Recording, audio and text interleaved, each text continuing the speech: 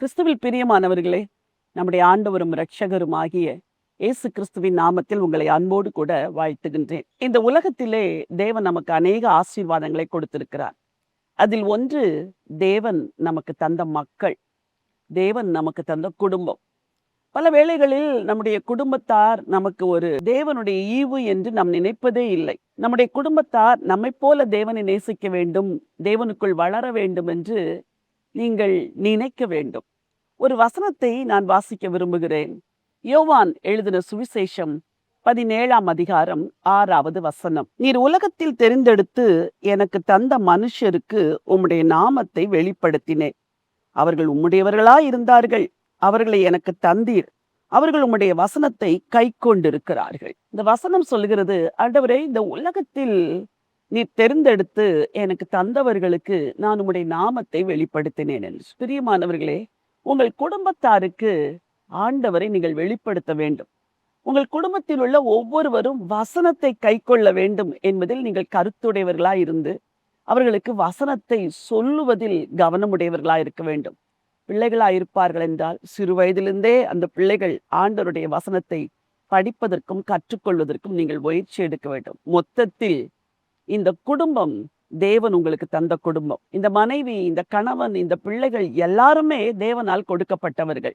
நானும் என் வீட்டாருமோ வென்றால் கர்த்தரையே சேவிப்போம் என்று யோசுவா சொன்னது போல நீங்களும் உங்கள் குடும்பத்தார் அனைவரும் ஆண்டவரை சேவிக்கும்படி எடுக்க வேண்டிய முயற்சியின் பொறுப்பு உங்கள் கையில் தான் இருக்கிறது. இந்த ஆண்டிலே உங்கள் குடும்பம் இரட்சகரை அறியும்படி நீங்கள் என்ன முயற்சி எடுத்தீர்கள்? எந்த விதத்தில் அவர்களுக்கு ஆண்டவரை பற்றி சொன்னீர்கள்? அதுவே உங்கள் நோக்கமாய், அதுவே உங்கள் வாஞ்சையாய், அதுவே உங்கள் எண்ணமாக, லட்சியமாக இருக்கும் பொழுது எப்படியாவது உங்கள் குடும்பத்தாருக்கு நீங்கள் இயேசுவை பற்றி சொல்லி விடுவீர்கள். ஒருவேளை இதுவரைக்கு உங்களுக்கு தேவன் தந்த குடும்பத்தை தேவன் கொடுத்த சொத்துக்களாக இதுவரைக்கு நினைக்கவில்லை என்றால் இன்றைக்கு நினைக்க துவங்குங்கள். கீழ்ப்படியாத பிள்ளைகள் தான், முரட்டாட்டமுள்ள புருஷன்தான், எதிர்த்து பேசுகிற மனைவிதான், நேசிக்கவே நேசிக்காத பிள்ளைகள், இன்னும் பட்சமில்லாத பெற்றோர்கள், இப்படி எல்லாரும் குறை உள்ளவர்கள். ஆனால் அவர்களை ஆண்டவர் உங்களுக்கு தந்தார். ஆகவே அவர்கள் குறைவுள்ளவர்களா இருந்தாலும் நீர் எனக்கு தந்தவர்கள் என்று சொல்லி அவர்களை நேசித்து அவர்களும் ஆண்டவரை அறிவதற்கு நீங்கள் இன்றிலிருந்து முயற்சி எடுங்கள்.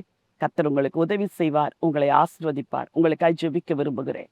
ஜீவனுள்ள தேவனே, அன்பின் ஆண்டவரே, இந்த உலகத்தில் எனக்கு தெரிந்தெடுத்து நீ தந்த மனிதர்களுக்கு உம்முடைய நாமத்தை வெளிப்படுத்தினேன் என்று எங்கள் இரட்சகர் சொன்னது போல இன்னைக்கு யாரையெல்லாம் ஆண்டவரே நீர் தெரிந்தெடுத்து இந்த குடும்பத்துக்கு சொத்தாக ஈவாய் கொடுத்தீர்களோ அவர்களுக்கு உம்முடைய நாமத்தை அறிவிக்கிற இந்த மிகப்பெரிய பொறுப்பை உம்முடைய பிள்ளைகள் செய்வதற்கு உதவி செய்வீராக. தகப்பனே, உமக்கு நாங்கள் நன்றி செலுத்துகிறோம். நீர் தந்த கணவன், நீர் தந்த மனைவி, நீர் தந்த பிள்ளைகள், நீர் தந்த பெற்றோர், நீர் தந்த உடன்பிறப்புகள், நீர் தந்த உறவுகள் என்று அறிந்து குறைவுள்ளவர்களா இருந்தாலும் அவர்களை சத்தியத்திலே வளர்த்திட உடைய பிள்ளைகளுக்கு உதவி செய்ய கிருபை கூட இருக்கட்டும். ஆண்டவரே, ஆண்டவர் இயேசுவின் நாமத்தில் வேண்டிக் கொள்கிறேன், ஜீவனுள்ள நல்ல பிதாவே, ஆமென். பிரியமானவர்களே, கர்த்தர் உங்களுக்கு தந்தவர்களை நேசிக்க துவங்குங்கள், சத்தியத்திலே நடத்த விரும்புங்கள். ஒரு நாள் நீங்கள் எல்லாரும் சொல்லுவீர்கள், நானும் என் வீட்டாரும் வென்றால் கர்த்தரையே சேவிப்போம் என்று. இந்த தீர்மானத்தோடு இந்த நாளை துவங்குங்கள். இந்த நாள் ஒரு வெற்றியின் நாள். God bless you.